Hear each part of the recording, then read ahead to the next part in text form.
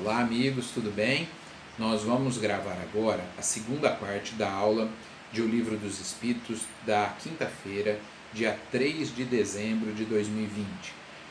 Terminamos a introdução ao estudo da doutrina espírita, o item 17, e agora nós vamos falar sobre um trecho, antes de iniciarmos as perguntas propriamente ditas, chamado de prolegômenos. São 2 páginas praticamente, mas muito importantes. Então nós vamos ler alguns trechos aqui. Logo no primeiro parágrafo, Kardec diz, eu vou começar pelo fim. Quem assina esse texto são diversos espíritos. Está lá no final, São João Evangelista, Santo Agostinho, São Vicente de Paulo, São Luís, o Espírito da Verdade, Sócrates, Platão, Fénelon, Franklin, Swedenborg. Vários espíritos assinaram então esse trecho, que deveria ser então introdutório ao livro, às perguntas do Livro dos Espíritos. E o primeiro parágrafo diz: fenômenos que escapam às leis da ciência ordinária manifestam-se por toda parte e revelam como causa a ação de uma vontade livre e inteligente. A razão nos diz que um efeito inteligente deve ter como causa uma força inteligente. E os fatos provaram que essa força pode entrar em comunicação com os homens através de sinais materiais. Então eles estão dizendo, olha, os fenômenos estão aí, são efeitos inteligentes que devem ter, portanto, uma causa inteligente. E esses seres inteligentes que realizam as manifestações estão se comunicando com o mundo material. No terceiro parágrafo está escrito o seguinte: essa força, interrogada sobre a sua natureza, declarou pertencer ao mundo dos seres espirituais, que se despojaram do envoltório corporal do homem. Dessa maneira é que foi revelada a doutrina dos espíritos. Perceba que Kardec então pergunta quem são vocês, e eles dizem, somos espíritos. Espíritos de pessoas que viveram aqui na Terra? Sim, muitos de nós, a maioria de nós vivemos aí na Terra.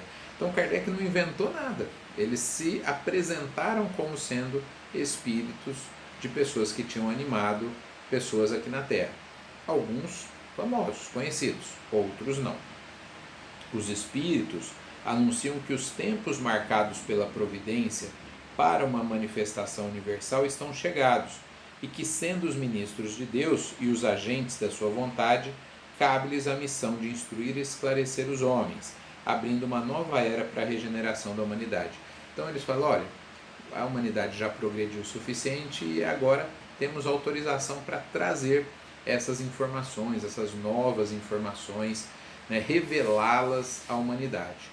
Então, não era possível, Jesus mesmo disse, na época que ele esteve encarnado, ele falou, olha, não tem como eu falar de algumas coisas. No diálogo com Nicodemos, ele tenta falar de reencarnação.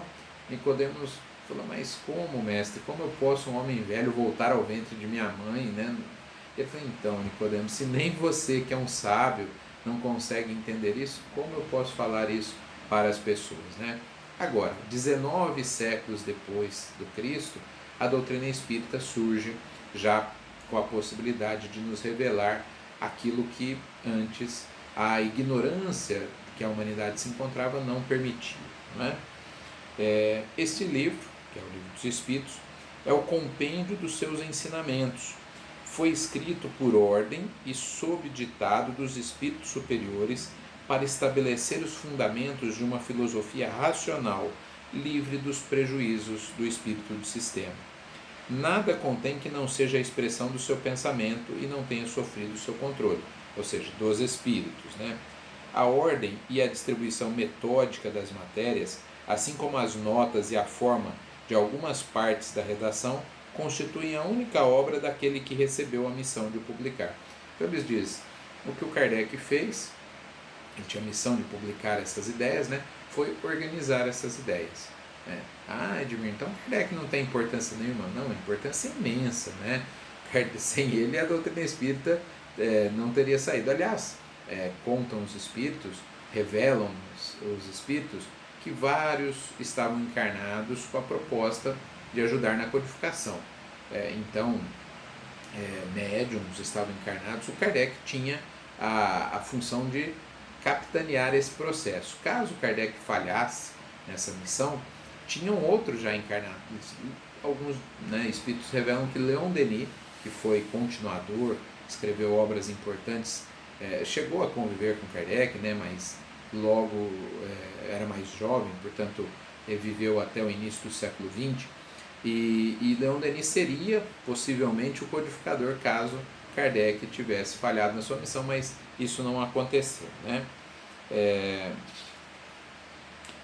No número dos espíritos que concorreram para a realização desta obra, há muitos que viveram em diferentes épocas na Terra, onde pregaram e praticaram a virtude e a sabedoria. Outros não pertencem, por seus nomes, a nenhum personagem de que a história tenha guardado a memória, mas a sua elevação é atestada pela pureza de sua doutrina e pela união com os que trazem nomes venerados. Então, são diversos espíritos que compõem aquele grupo chamado Espírito da Verdade. Alguns famosos, conhecidos, como esses que assinaram aqui, a gente fala, esse, né, foi até canonizado pela igreja e tal. Mas outros são anônimos, a história não registra. Então você fala, o José dos Anzóis, né, a Maria das Couves. Quem foram eles? Não sabemos, mas não quer dizer que eles não sejam espíritos elevados da mesma hierarquia desses, né, que ficaram famosos na Terra. Pelo fato deles estarem ligados, né, unidos com esses espíritos superiores, famosos, né, alguns, compôs então um grupo chamado Espírito de Verdade ou Espírito da Verdade. E alguns, eu estou entre eles, né, entendemos que por trás desse grupo estava Jesus. Algumas mensagens da codificação, Jesus fala na primeira pessoa, quando estive entre vós eu disse, né, e fala o que diz. Então assim, algumas mensagens é do próprio Cristo, mas ele foi auxiliado ali pelos espíritos que estavam prontos também para a realização dessa tarefa. Eu vou parar essa parte por aqui para depois nós falarmos no último trecho do finzinho aqui dos prolegômenos.